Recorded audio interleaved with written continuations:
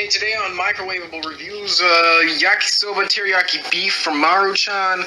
This is the beef flavor. There's also a teriyaki chicken one. Let's get started. This is what it looks like before you microwave it.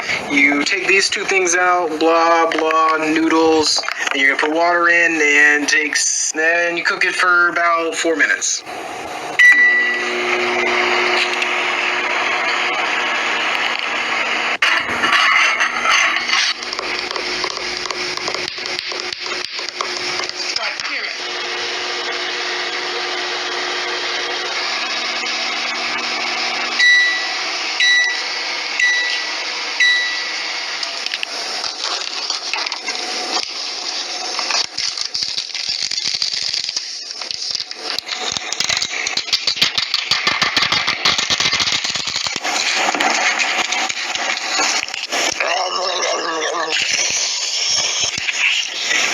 Recommendation.